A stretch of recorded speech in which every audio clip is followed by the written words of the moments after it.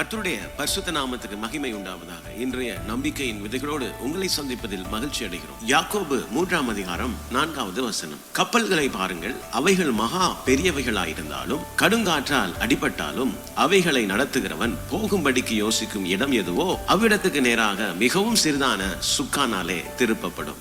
பிரியமானவர்களே, கப்பல்கள் எவ்வளவு பெரியதாக இருந்தாலும் அதனை நடத்துவது ஒரு சிறிய சுக்கானாலே என்று வேதம் நமக்கு சொல்லுகிறது. அந்த கப்பலுடைய அந்த இலக்கை அடைகிறதுக்கு, அந்த வழிகளை சரியாய் தெரிந்து கொள்ளுகிறதுக்கு பயன்படுத்துகிற காரியம் தான் சுக்கான். அதே போலதான் நம்முடைய வாழ்க்கை எங்கு சென்று அடையும் என்கிற அந்த தீர்மானத்தை நம்முடைய நாவினாலே நாங்கள் தீர்மானிக்கலாம் என்று வேதம் சொல்லுகிறது.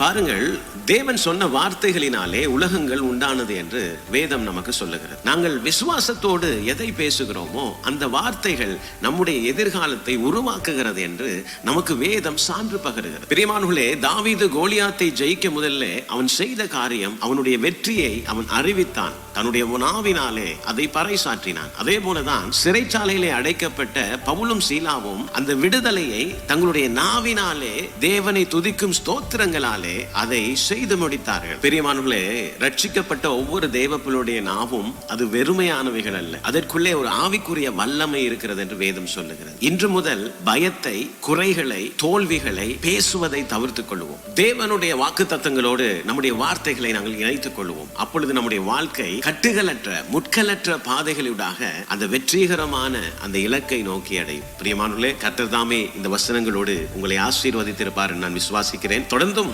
பைபிள் மேரத்தன் வேத தியான பகுதிகளோடு இணைந்து கர்த்தருடைய ஆசீர்வாதத்தை பெற்றுக்கொள்ளுங்கள். இன்று மறந்து விடாதீர்கள், உங்களுடைய நாவை கவனமாய் பயன்படுத்துங்கள். God bless you.